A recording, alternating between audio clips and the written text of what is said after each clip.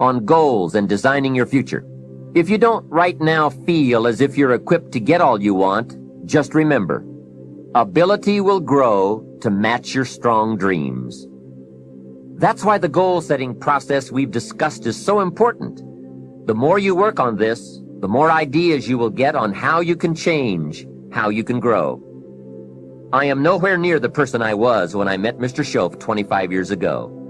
I'm not that person anymore. I've changed.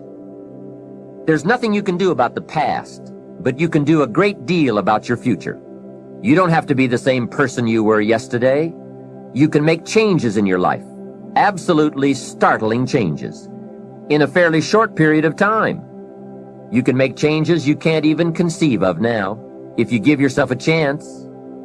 Your abilities will grow. You have untapped talents and potential that you haven't even reached for yet. And as time goes on, you'll be able to reach deeper and deeper. The first thing you'll know, you'll be able to do things you never thought you could do. You'll be able to handle things you never thought you could handle. You'll have ideas that you've never had before. All of this is sparked by the goal-setting process. When you know what you want, and you want it badly enough, the answers will come to you. I can't tell you why it works. All I know is, it works. Give yourself a chance to become all you can become and to accomplish all you can accomplish. Let me give you a Bible philosophy that teaches how to get whatever you want. Here's what it says. Ask. That's it. Ask. Of all the important skills to learn in life, be sure to include the skill of asking. What does ask mean? Ask means, what do you want? And the complete formula is staggering. It says ask, and you will receive. Hey, we ought to look into that. The man says, yes, but you work where I work. By the time you struggle home, it's late. You've got to get a bite to eat, watch a little TV, and get to bed. You can't sit up half the night and ask. And this guy is behind on his bills. He's a good worker, hard worker, sincere, but you've got to do better than work hard and be sincere all of your life. You'll wind up broke and embarrassed. You've got to be better than a good worker. You've got to be a good asker. Let me give you some key points on this asking and receiving, setting goals, asking of life. Here's part of the philosophy that helped me to change. First, asking starts the receiving process. Asking is like pushing a button, and all this machinery starts working, mental and emotional machinery. I don't even know how it works, but I do know it works. There are a lot of things you don't need to know how they work. Just work them. Some people are always studying the roots. Others are picking the fruit.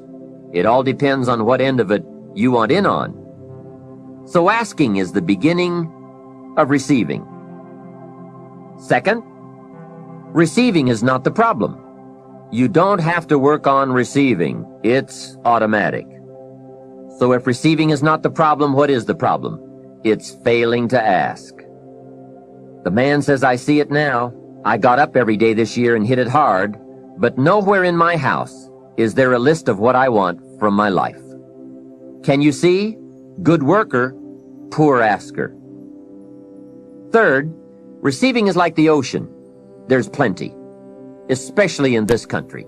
It's like an ocean here. Here, success is not in short supply. It isn't rationed, so that when you step up to the window, it's all gone. No. Well, if that's true, what is the problem? Well, the problem is some people go to the ocean with a teaspoon. Have you got the picture? A teaspoon. What I suggest you do in view of the size of the ocean is trade your teaspoon for at least a bucket, and you will look better at the ocean with a bucket. Kids won't make fun of you. Now, here's something else to remember about asking. There are two ways to ask. One is ask with intelligence. It didn't say ask intelligently, but I'm sure it meant that. Don't mumble. You won't get anything by mumbling. Be clear, be specific. Intelligent asking means how high? How long? How much? When? What size? What model? What color? Describe what you want. Define it. Remember, well-defined goals are like magnets. The better you define them, the stronger they pull.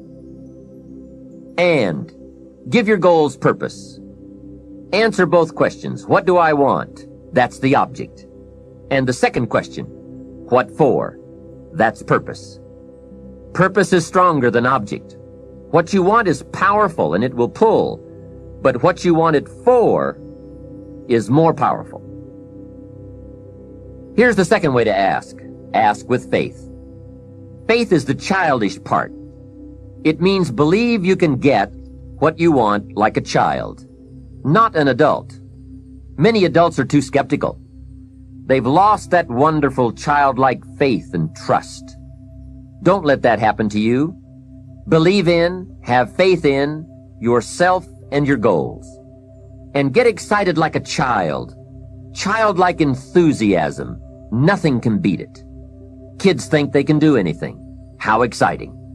They hate to go to bed at night and can't wait to get up in the morning. Develop that kind of enthusiasm toward your life and your goals. And be curious like a child. Kids can ask 1,000 questions. Just when you think they're finished, they come up with 1,000 more. They'll drive you to the brink. But it's really a virtue. Have plenty of curiosity. Ask questions. That's how you learn. Another fringe benefit of setting goals is what it does for your ability to manage your time effectively. This is no small thing. We'll look at time management in detail in a later session, but now, while we're talking about goals, I'd like to share a few ways your use of time are affected by or influence the achievement of your goals. Have you ever thought that without some very clear written goals, you never even need to consider managing your time? Time essentials come from objectives well defined. Time can't be critical if objectives aren't defined. Now you might be one of those uniquely fortunate individuals who can keep all their objectives and purposes clearly defined in their minds and operate from that. But I wouldn't take the chance. Write your goals down and set careful priorities. Sometimes priorities are determined by the season. For a farmer in springtime, the season dictates his most important activities. During the spring, a farmer must work around the clock, burn the midnight oil, and keep the equipment running because he has only this small window of time for the planting of his crops. One of the difficulties of living in an industrialized society is the losing of the sense of seasons, when to pour it on, when to ease back, when to take advantage. It's easy to keep going from 9 to 5, year in and year out, and lose a natural sense of priorities and appropriate time. Don't let one year just blend into the next. Keep an eye on your own seasons, lest you lose track of values and substance. Part of setting priorities is learning to separate major activities from minor activities. This is a whole skill in itself, but once you have learned it, it will pay dividends you won't believe. So learn to put everything on your mental scales to be carefully weighed before you spend time or money. And here's a good question to constantly ask. Is this a major or a minor? By asking that question, you will reduce the amazingly natural tendency to spend major time on minor things. In sales training, we are taught that major time is the time spent in the presence of the prospect, while minor time is the time spent on the way to the prospect. If you're not careful, you will spend more time on the way to than in the presence of. So in sales we teach, don't go across town till you've gone across the street. Wouldn't it be wise to make an evaluation if you're in sales and ask, how much time am I spending in the presence of, and how much time on the way to? Majors and minors. What a great discipline to exercise. It also reads, don't spend minor time on major things. It's easy to get values mixed up. The man spends 3 hours watching television and only 30 minutes playing with his kids. Something is probably out of line there, right? It also reads, don't spend major money on minor things. If you spend more on candy than on audio cassettes like this, or books, that would be foolish, right? Here is a great goal-achieving tip. Don't mistake movement for achievement. It's possible to be busy all day, come home exhausted, and only then realize that very little of your day consisted of productive activities in the pursuit of your goals. Don't get faked out by being busy. The man says, I've been going hard all day. I've really put in the hours and the effort. But here's the major question. Doing what? It isn't going hard all day that counts. It's the doing what, the value that counts.